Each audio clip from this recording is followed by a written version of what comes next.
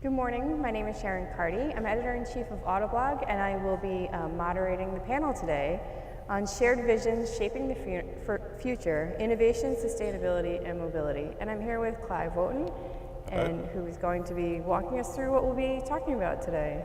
Clive, congratulations on 100 years at RICARDO. Well, you haven't actually been at RICARDO for 100 years. Feels like it sometimes. But you've been here for a few years, and Yes. The company has been around for 100 years, and we're marking this to take a look at what has happened in the past, but really more importantly, talk about what's happening in the future. Absolutely. Can you talk to me a little bit about what you are hoping we'll touch on today? Well, I think the topic of sustainability is coming to the forefront. I mean, RICARDO is based on a foundation of technology, and it's moved more and more into the questions of what are we doing to the environment, how do we actually minimize our impact on it, how do we actually use less fuel is the obvious one, but also more broadly, raw materials, etc., in the creation of vehicles, in fact, in the creation of our complete transport system. So one of the things I think I really want to get from this, and looking to our panelists in the future for the discussions later today, how do we actually minimize the total impact for the life cycle of vehicles as we actually move forwards? Yeah, it's amazing. It's amazing when you actually say the word sustainability. I think a lot of people, their eyes might glaze over because it seems like such a esoteric concept. But when you actually dive into it and start talking about what that means and what it means for the future, it's actually quite fascinating. Yeah. What's the most exciting thing for you? I think it's actually the transition from conventional engines into something quite different. I mean, as we look forward, it's actually going to be tricky to see what's the future of personal mobility systems. Will it be a car? Will it be a downsized car? Will it be some kind of scooter? Will it be much more mass transit? It's actually that evolution. We're very much at a tipping point at the moment. Will we all own cars in the future, or will we rely on some shared car service? It's fun to take a look at. There's a futurist, Arthur Clarke, who said back in the 1960s that if he were to tell you exactly what the future would look like 50 years from now, if he was actually being accurate, he'd be so wildly imaginative that you would have no idea. You probably wouldn't believe him. Yeah. So when we sit here today and talk about it, one of the things that's most interesting to me, talking to the business leaders, is how do you make investments in a future that's so wild that nobody believes you that it's actually going to happen? It's certainly tricky at the moment. If you look at the evolution of electric vehicles, if you look back 20 years, you'd say it's probably 20 years out, same as fuel cell vehicles. And yet we've got fuel cell vehicles about to be out in limited fleets, for instance. So I think it certainly takes a pretty brave heart to go into some of these investments. It's almost like 100 years ago we had choices. You could get on a horse, you could have a steam-powered car, you could have electric cars, and there was this new thing, the internal combustion engine. And you wind forwards 100 years and you're almost at a similar thing. Will it be an EV? Do I need a little electric scooter? Do I need a big car? Do I need an SUV? Do I just ring up Uber or Lyft or Sidecar for my purposes? So again, I think we're at that tipping point where it's actually quite difficult to decide what to invest in. Are there any ways that we can sort of ensure that the investments that we make are going to pay off, or are we just going to have to accept a higher level of failure? No, I think that there are definitely ways that we can actually look at this. I mean, good policy from government plays such an important part in defining good transport systems to meet the mobility needs of people.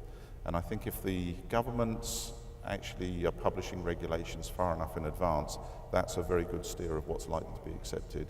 And I mean, good examples are California, and it's very clear in there in terms of ZEV vehicles, what's expected.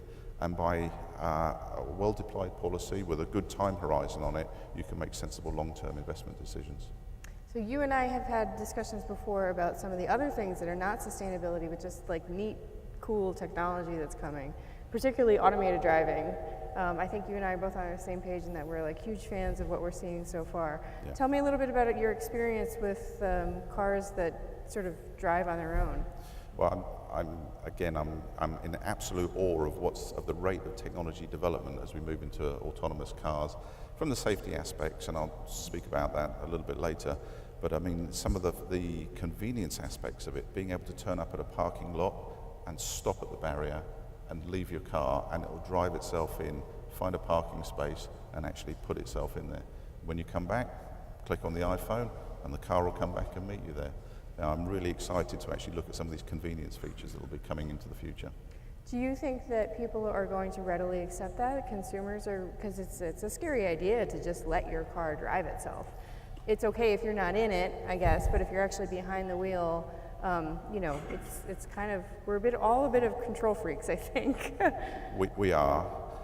If you look at some of the slightly more challenging approaches that some of these companies are taking, very brave approaches, why not put the first 100 vehicles of your autonomous fleet out and put them to people who are limited in sight or blind? I mean, what a fantastic way to increase mobility. Again, if you look at, as we're all aging, if you put autonomous vehicles to people maybe aged 90, 95, 100, you keep them mobile. Are they able to go and do shopping, visit families, and those kind of things? The other end of the spectrum actually becomes even more challenging. How young do you let a child get in an autonomous car and send them off to see grandma? Is it 14? Is it 12? Would you ever put a newborn in a car? All of these things become possibilities now with autonomous vehicles. And so I think as society actually moves on, it'll take a little while to adopt these things. I think by 2050, one of the interesting things is we'll look back and we'll wonder why we ever allowed people to drive their own cars. Yeah, it's amazing. I mean, I talk to my kids sometimes about the things that that were so newfangled to me when I was growing up, about being able to get onto the internet through my telephone, and that just seems foreign to them now. And we try and project sometimes about what are they going to say to their kids. And my daughter came up with the same thing. She said she might one day say to her kids, you know, when I was a kid, my mom actually had to drive me to school.